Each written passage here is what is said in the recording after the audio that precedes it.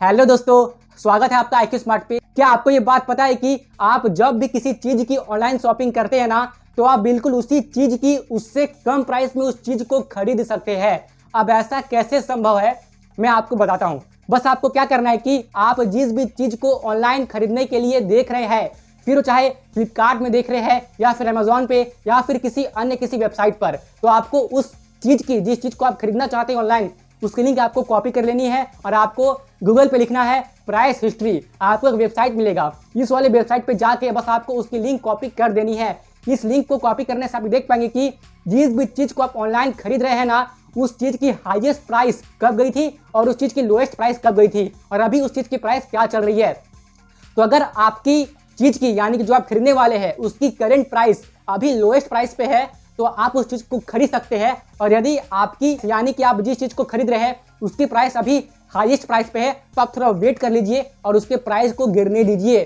किसी भी चीज की प्राइस हिस्ट्री को देखकर आप उस चीज को उसके लोएस्ट प्राइस के टाइम पर खरीद सकते हैं और ऐसे आप अपने पैसे का बचत कर सकते हैं। ये बचत करने का बहुत ही बढ़िया तरीका है जो मुझे मालूम हुआ, इसलिए मैंने आपको भी बता दिया। और एक बात बहुत ही ध्यान से सुनिए, यदि आप किसी चीज को ऑफलाइन खरीदते हैं या मान लीजिए ऑनलाइन भी खरीदते हैं, तो क्या कभी आपको किसी ने टोका है, यार तूने ये चीज खरीदा ना, जितने रुपए में तूने ये चीज खरीदा है ना, अगर तूने इतने ही रुपए कहीं पे निवेश कर दिया होता ना, तो आगे चलकर फ्यूचर में तेरे पास एक अच्छे खासे अमाउंट जमा हो जाते। या फिर आपने भी कभी बिल्कुल यही बात अपने माइंड में तो जरूर से सोचा होगा कि यदि मैं इस चीज को खरीद रहा हूँ, अगर मैं इस चीज को खरीदने के बजाय या फिर मैं यहाँ पे घूमने के लिए जा रहा हूँ, अगर मैं यहाँ पर घूमने के बजाय जितने खर्चे मेरे यहाँ पे होंगे बिल्कुल उतने पैसे को यदि मैं निवेश कर देता हूँ, तो भविष्य में मेरे पास एक अच्छे खासे अमाउंट जमा हो जाएंगे। तो फिर क्या मैं अपने पैसे को केवल निवेश ही करता रहूं और मैं अपनी इच्छाओं को पूरा नहीं करूं? मैं क्या करूं, मुझे कुछ भी समझ में नहीं आ रहा है, मैं बहुत ही कंफ्यूज हो गया हूं। तो अगर आपकी भी ऐसी स्थिति है या हो सकती है भविष्य में, इसलिए मैं ये वीडियो बना रहा हूं, क्योंकि इस वीडियो को देखकर आप ये सीख पाएंगे कि आप कैसे अपनी इच्छा भी पूरी कर सकते हैं और निवेश करके भविष्य में एक अच्छी खासी रकम भी जमा कर सकते हैं। अपनी इच्छा को पूरी करके निवेश करके भविष्य में एक अच्छे खासे रकम को जमा करना, एक अच्छे खासे धन को, एक अच्छे खासे इन्वेस्टमेंट वैल्यू को पाना, ऐसा कैसे संभव है? तो बिल्कुल ठीक इसी चीज को मैं इस वीडियो में आपको एक नियम के माध्यम से समझाने वाला हूं, जिस नियम को अगर आप प्रैक्टिकली फॉलो करते हैं ना, तो इस बात की गारंटी है कि आप अपनी इच्छा भी पूरी कर सकते हैं और निवेश करके लंबे समय में एक अच्छा खासा धन भी पा सकते हैं। इसलिए इस वीडियो को बिना स्किप किए अच्छे से पूरा अंत तक जरूर से देखिएगा, क्योंकि ये वीडियो आपके लिए बहुत ही ज्यादा इंपॉर्टेंट है, आपके लिए मूल्यवान है। तो फिर चलिए इस शुभ कार्य में देरी क्यों, आइए इस वीडियो की शुरुआत करते हैं।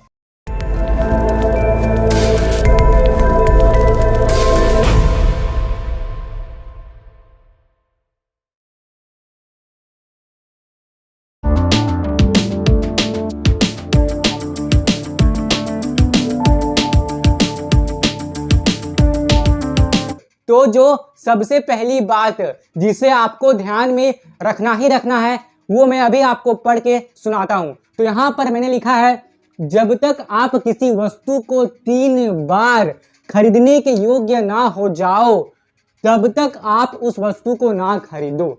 अब इस लाइन का मतलब क्या है? वैसे मतलब तो बहुत ही सिंपल है, आपको समझ में आ भी गया होगा कि जब तक आप किसी भी चीज को 3 बार खरीदने के योग्य नहीं हो जाते हैं, तब तक उस चीज को ना खरीदे। इसे मैं आपको एग्जाम्पल के साथ समझाता हूँ, क्योंकि उदाहरण देख के समझाऊंगा तो आपको ये और भी अच्छे से समझ में आएगा और आप इससे रिलेट भी कर पाएंगे। देखिए, जैसे कि मान लीजिए कि आपको कोई वस्तु खरीदनी है, कुछ भी वस्तु हो सकती है जो आप खरीदना चाहते हैं, ठीक है ना। फिर वो चाहे कोई महंगी घड़ी हो या फिर चाहे कोई महंगी लग्जरियस कार या फिर कोई भी लग्जरी, कोई भी विलासिता हो जो आप खरीदते हो, तो मैं उसी का उदाहरण यहाँ पे ले रहा हूँ, ठीक है ना। तो मान लीजिए कि आप किसी वस्तु को खरीद रहे हैं जिसकी मूल्य है 1 लाख रुपए, ठीक है ना। तो इसका मतलब ये है कि आपके बैंक अकाउंट में या आपके पास इसका 3 गुना कर देंगे, यानी कि 3 लाख रुपए आपके पास होने ही चाहिए। अगर आपके पास 3 लाख रुपए है तभी आप इस 1 लाख वाली वस्तु को खरीदने के योग्य है। आई बात समझ में जो मैं आपको समझाने का प्रयास कर रहा हूं? चलिए बोलिए हाँ। देखिए यहाँ पे मैं क्या कहना चाह रहा हूं, मैं आपको फिर से समझाता हूं। मान लीजिए कि आप कोई कार खरीदना चाहते हैं, कोई भी कार हो सकती है जो कि आपकी पसंद की हो। तो मान लीजिए कि आपने जिस कार को पसंद किया है उसका मूल्य है 20 लाख रुपए, ठीक है ना। अब आप ऐसा मत सोचिएगा, देखो मैं जो कार को पसंद करता हूँ उसका मूल्य तो 50-60 लाख रुपए है, 1 करोड़ रुपए है, और ये हमारी पसंद को केवल 20 लाख रुपए का बता रहा है। देखिए, इस तरह से सोचने की कोई आवश्यकता नहीं है। मैं बस आपको उदाहरण के तौर पर समझाने के लिए बता रहा हूं कि मान लेते हैं कि आपने जिस कार को पसंद किया है उसका मूल्य यानी कि उसकी प्राइस 20 लाख रुपए है। चलिए, ये बात सही है कि आप जिस कार को पसंद करते हैं उसकी मूल्य 50 लाख होगी, 1 करोड़ होगी, 1.5 करोड़ होगी या 2 करोड़ होगी, ये आपकी सोच है। मैंने बस यहाँ उदाहरण के तौर पर लिया है, तो आप इसे उदाहरण के तौर पर ही समझिए, ठीक है ना। यानी कि आपकी मनपसंद कार का मूल्य है 20 लाख रुपए, तो आप इस 20 लाख रुपए की कार को खरीदने के योग्य कब होंगे? आप इस 20 लाख रुपए के कार को खरीदने के योग्य तभी होंगे जब आपके पास 60 लाख रुपए होंगे, यानी कि इस 20 लाख का 3 गुना। तो मैं आशा करता हूं कि मेरी कही गई बात आपको अच्छे से समझ में आ रही होगी कि आप जिस भी चीज को खरीदते हैं उसका 3 गुना पैसा आपके पास होना ही चाहिए, तभी आप उस चीज को खरीदने के योग्य है। ठीक है, वही चीज घूमने के लिए भी आप इस्तेमाल कर सकते हैं। यानी कि मान लीजिए कि आपको किसी ट्रिप में जाना है, कहीं पे आपको ट्रैवल करना है, और वहां पे ट्रैवल करने के लिए, वहां घूमने के लिए आपको लगभग 2 लाख का खर्चा आएगा, या आपने अपने बजट में बनाया है। तो आपके जेब में, मेरा मतलब है कि आपके पास कम से कम 6 लाख रुपए तो होने ही चाहिए, तभी आप ये 2 लाख वाली, यानी कि जो आपने डिसाइड किया है, ये 2 लाख वाली ट्रैवलिंग को आप अफोर्ड कर सकते हैं। तो अगर आप इस तरह से अपने पैसों को मैनेज करते हैं तो आपको दिक्कत, यानी कि आपको समस्या कम ही आएगी आपके आर्थिक जीवन में, ठीक है ना। अब हो सकता है कि आप में से अधिकतर लोग मुझे ये बोले कि एक तो हमने वही चीज खरीदने के लिए सालों से पैसा जमा किया, एक तो हमने वहीं पे घूमने के लिए सालों से पैसा जमा किया, अब आप कह रहे हैं कि कहीं पे घूमने के लिए अगर कोई खर्चा हो रहा है या फिर कोई चीज खरीदने के लिए कोई खर्चा हो रहा है तो उसका 3 गुना हमारे पास होना चाहिए। अब 3 गुना कहां से आएगा? मतलब कि पहले ही हमने उस पहली चीज के लिए ही पैसा जमा किया है और आप 3 गुना करने की बात कर रहे हैं, तो ऐसा हम कहां से ला सकते हैं? तो चलिए, ऐसा सोचना भी एक तरीके से सही है, लेकिन मैं इस चैनल के वीडियोस में ये बताता हूं कि आप कैसे अपने पैसे को स्मार्टली निवेश कर सकते हैं, सेव कर सकते हैं और उसे इन्वेस्ट कर सकते हैं। यानी कि आप अपने आर्थिक स्थिति को कैसे अच्छा कर सकते हैं और उसे कैसे लंबे समय तक अच्छा बनाए रख सकते हैं, इन सब से संबंधित मैं इस चैनल पे वीडियो डालता हूं, जिससे कि आपको ये सीखने को मिलता है कि कैसे हम अपनी आर्थिक स्थिति को, अपने फाइनेंशियल लाइफ को अच्छा बना सकते हैं। तो अच्छी फाइनेंशियल लाइफ के लिए ही मैं आपको ये चीज सिखाने का प्रयास कर रहा हूँ। काफी सारे अमीर और सक्सेसफुल लोग भी इसी फिलॉसफी को ही फॉलो करते हैं, यानी कि वो जो भी चीज खरीदते हैं या कहीं ट्रैवलिंग के लिए, कहीं घूमने के लिए जाते हैं, तो जितना खर्चा उनका उस ट्रैवलिंग में होगा या फिर जितना खर्चा उस सामान को खरीदने में वो लगा रहे हैं, उससे तो 3 गुना अधिक पैसा उनके पास रहता ही रहता है। और कई मामलों में तो उनके पास जिस चीज को उन्होंने खरीदा उससे 10-20 गुना भी पैसा उनके पास रहता है, ठीक है ना। और मैं तो बस आपके लिए 3 गुना का ही बात कर रहा हूं कि 3 गुना तो आपके पास होना ही चाहिए। ऐसा मैं क्यों बोल रहा हूं, इसे आप इस तरीके से भी समझ सकते हैं कि मान लीजिए कि आपके पास है केवल मैं मान लेता हूं 70,000 रुपये आपके पास है, ठीक है ना, और आप जा रहे हैं 1.5 लाख की बाइक लेने के लिए। आपके पास मात्र 70,000 रुपये है और आप 1.5 लाख की बाइक लेने के लिए जा रहे हैं, तो क्या आपको इस मामले में ये 1.5 लाख रुपए की बाइक मिलेगी? नहीं मिलेगी। अगर मिलती भी है तो EMI पे मिलेगी, ठीक है ना। यानी कि आप इस पूरे 1.5 लाख की बाइक को खरीदने के योग्य ही नहीं हो, इसीलिए आप EMI पे ले रहे हो। ज्यादातर मामलों में EMI पे किसी चीज को लेने का क्या अर्थ होता है कि आप उस चीज को लेने के योग्य हो ही नहीं, तभी तो आप EMI पे उस चीज को ले रहे हैं। इस बात को समझिए। जब आप ऐसी बात अपनी माइंड में बैठा लेंगे ना कि अगर मैं 1.5 लाख की कोई सामान EMI पे ले रहा हूं तो मैं उस चीज को लेने का योग्य अभी हुई नहीं, पहले मैं योग्य तो बनूं। अगर मैं इस 1.5 लाख का 3 गुना, जो कि कितना होना चाहिए, लगभग कितना होगा ये 4.5 लाख, जब तक मेरे पास ये 4.5 लाख रुपीज नहीं होगा तब तक मैं इस 1.5 लाख की बाइक को नहीं लूंगा। जब आप ऐसी थॉट प्रोसेस, जब आप ऐसी मानसिकता अपने अंदर डालेंगे ना, तो ही आपकी आर्थिक स्थिति अच्छी हो सकती है और आप अमीर बनने की राह में आगे बढ़ सकते हैं। जब तक आप ऐसी सोच रखेंगे ना, अरे यार 1.5 लाख की बाइक है, क्या ही चिंता है, EMI पे ले लेते हैं, मैंने पैसे चुकाते रहेंगे और हमारे पास ये मस्त स्टाइलिश वाली बाइक आ भी जाएगी। अगर आप ऐसी सोच रखेंगे ना, तो आप पहले भी मिडिल क्लास ट्रैप में थे, अभी भी आप मिडिल क्लास ट्रैप में हैं और आगे भी आप मिडिल क्लास ट्रैप में ही फंसे रहेंगे। आपकी आर्थिक स्थिति अच्छी होगी या नहीं होगी इसकी कोई गारंटी नहीं है और आप अमीरी वाली जीवन से तो काफी दूर रहेंगे, ये बात तो पक्की है। इसलिए मैं आपको ये समझाने का प्रयास कर रहा हूं कि अपने माइंड में ये बात आप बैठा लीजिए कि जब तक मेरे पास किसी भी चीज को खरीदने के लिए उससे 3 गुना अधिक पैसे नहीं होंगे तब तक मैं उस चीज को खरीदने के योग्य नहीं हूं। मैं किसी भी चीज को खरीदने के योग्य तभी बन सकता हूं जब तक उस चीज को खरीदने के लिए मेरे पास 3 गुना पैसे हो। अगर आपके पास 70,000 रुपए हैं और आप जा रहे हैं 1.5 लाख रुपए की बाइक लेने के लिए तो अभी मत जाइए, पहले इस 1.5 लाख गुना का 3 गुना आप बनाइए, अपने पास रखिए अपनी बैंक अकाउंट में, तभी आप इस 1.5 लाख की बाइक लेने के लिए जाइए। ऐसी सोच ही आपको आर्थिक स्थिति में उन्नति दे सकती है और ऐसी सोच ही आपको अमीरी वाली जीवन की तरफ ले जा सकती है। अब हो सकता है कि आप में से अधिकतर लोग ये बोले कि चलिए आप ये कह रहे हैं कि 3 गुना अधिक पैसे हमारे पास होना चाहिए, ये तो हमें समझ में आ गई, लेकिन हम बहुत ही गरीब है, मतलब कि हम उतना पैसे नहीं कमाते हैं, है ना। हम कितने मेहनत से पैसे कमाते हैं और उतनी मेहनत से पैसे को जमा करते हैं तब जाके हम कोई चीज खरीदते हैं, तो हम 3 गुना तक तो नहीं जमा कर सकते हैं। चलिए मैं ये छोड़ता हूं, ठीक है ना। अब मैं ये चीज को 3 गुना से करके केवल 2 गुना कर देता हूं। अब मैं इससे नीचे नहीं आ सकता। मैं आपको इस बात का सलाह नहीं दे सकता कि अगर आप किसी चीज को नहीं खरीद सकते हैं तो आप इस चीज को EMI पे ले लीजिए और महीने महीने पैसे चुकाते रहिए। नहीं, मैं आपको इस चीज का सलाह नहीं दे सकता हूं, ठीक है ना। अब देखिए कई मामलों में ऐसा हो सकता है कि कोई चीज EMI पे लेना स्मार्ट डिसीजन होता है, लेकिन अधिकतर मामलों में तो यही होता है कि आपके पास एक बार में पैसे दे के उस चीज को खरीदने की औकात नहीं है और आप इसलिए EMI पे उस चीज को खरीद रहे हैं, तो अधिकतर मामलों में तो यही चीज होता है, ठीक है ना। तो मैं इस 3 गुना नियम को ही मानता हूं और आपको भी मानने के लिए कह रहा हूं, लेकिन फिर भी अगर आपको कष्ट होता है 3 गुना तक पहुंचने में, ठीक है ना, जैसा कि मैं जानता हूं कि मतलब अधिकतर लोगों की बात अगर मैं करूं तो वो 3 गुना शायद नहीं कर पाएंगे, लेकिन काफी लोग ऐसे होते हैं जो कर लेते हैं किसी भी चीज को खरीदने के लिए उसका 3 गुना, उसका प्राइस का 3 गुना इकट्ठा वो कर लेते हैं। और अधिकतर अमीर लोग तो इसी फिलॉसफी को ही फॉलो करते हैं, इसी नियम को फॉलो करते हैं कि उनके पास जो भी चीजें होती है उनसे कई गुना अधिक उनके पास पैसा होता ही होता है, ठीक है ना। खैर आइए मैं एकदम नॉर्मल लोगों की बात करता हूं जिनके लिए मुश्किल है 3 गुना, तो वो केवल 2 गुना बना ले, केवल 2 गुना बना ले, ये भी बढ़िया होगा। यानी कि यदि आप कोई 1 लाख की वस्तु मतलब खरीदना चाहते हैं, कोई 1 लाख की वस्तु, तो आपके पास और 1 लाख रुपए होना चाहिए, यानी कि आपके पास 2 लाख रुपए होने चाहिए, तब जाके आप उस 1 लाख की वस्तु को ले सकते हैं। अब यहाँ पे आपको लेना है स्मार्ट डिसीजन। अब यही स्मार्ट डिसीजन कम पैसे वाले व्यक्ति को भी आगे चल के एक अच्छी आर्थिक स्थिति वाला बना सकता है। कैसे, इस बात को समझिए कि आपने बहुत ही मेहनत से 2 लाख रुपए जमा किए, जिसमें मैं आपको यही बोलूंगा कि इस 2 लाख में से अब आप 1 लाख रुपए यानी कि 1 लाख रुपए की वस्तु खरीद सकते हैं।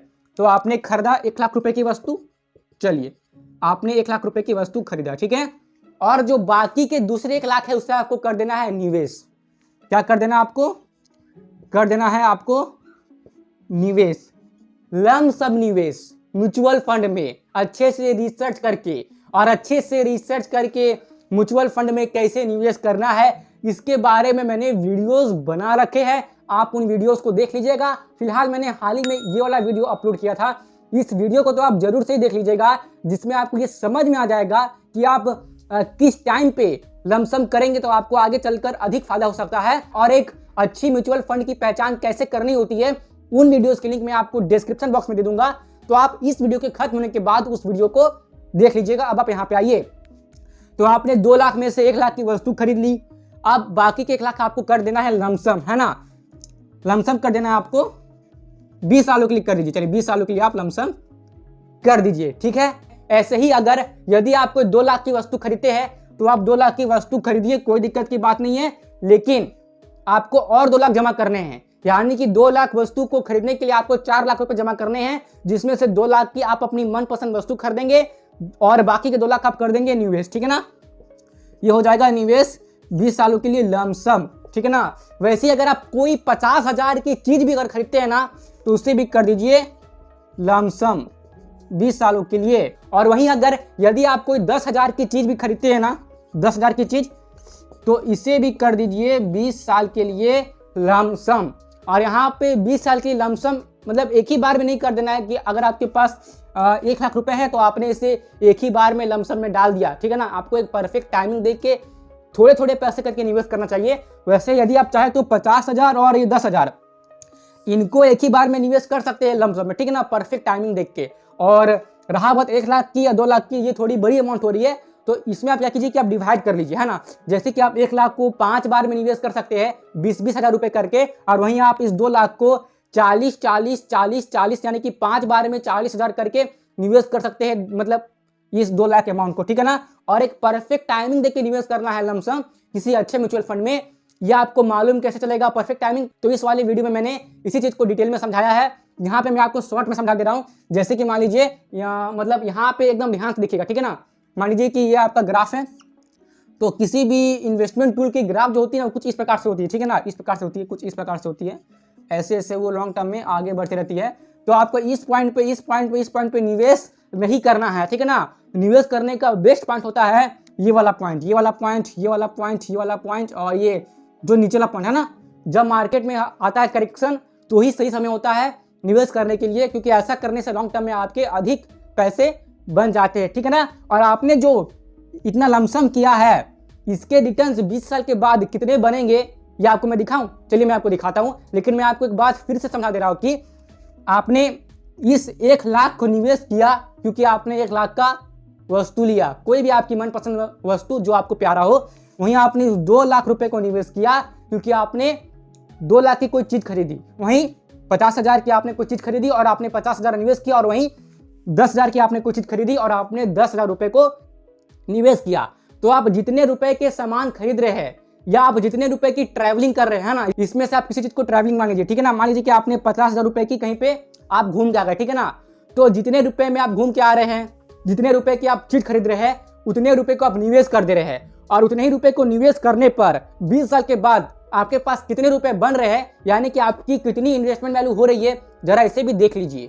तो अब आप यहाँ पे ये देख सकते हैं कि वही आपकी 1 लाख रुपए की लमसम निवेश 20 साल में बन चुकी है 16.37 लाख, और आपकी 2 लाख की लमसम बन चुकी है 20 सालों में 32.73 लाख, और आपकी 50,000 की लमसम इन 20 सालों में बन चुकी है 8.18 लाख, और वहीं आपकी 10,000 रुपए की लमसम इस 20 सालों में बन चुकी है 1.64 लाख। तो आपने देखा, इसको बोलते हैं स्मार्ट डिसीजन, यानी कि आपने 20 साल पहले 1 लाख रुपए की वस्तु ली और 1 लाख रुपए को निवेश भी कर दिया, जिसके कारण आज 20 साल पूरे होने के बाद आपके पास हो रहे हैं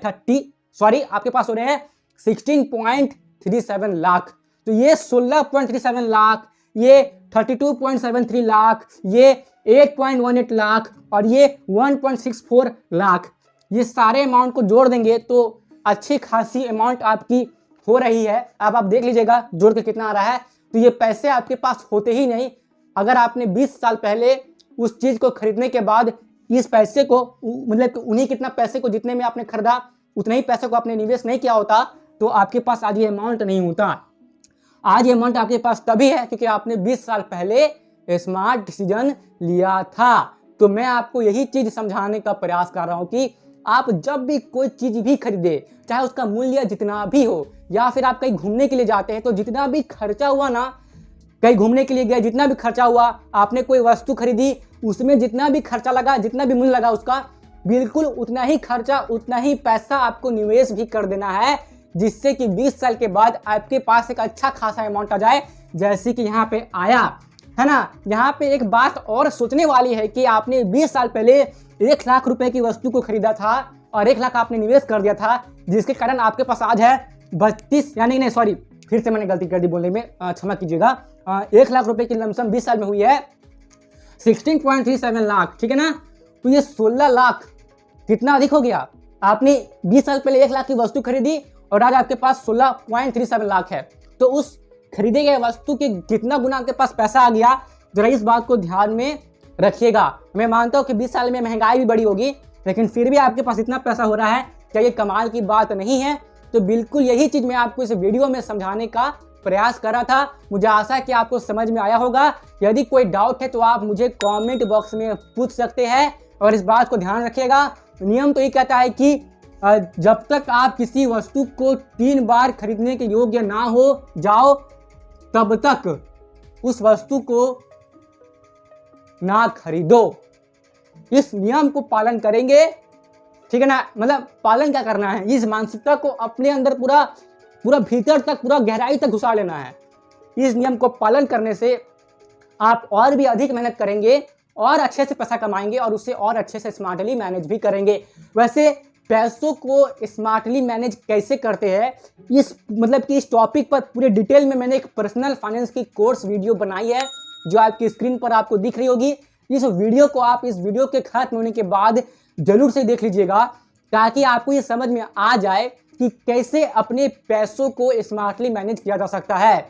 आज के ज़माने में पैसे कमाना बहुत ही ज़रूरी है, लेकिन उससे भी अधिक ज़रूरी यह है कि उस कमाए गए पैसे को आप स्मार्टली मैनेज यानी कि उसका अच्छी तरीके से प्रबंधन आप कैसे कर सकते हैं, ये सीखना भी बहुत ही ज़रूरी है, जिससे मैंने इस वीडियो में एकदम डिटेल में अच्छे से समझाया है। इसलिए इस वीडियो को जरूर से ही देख लीजिएगा और मैं आशा करता हूँ कि आपको ये वीडियो पसंद आई होगी।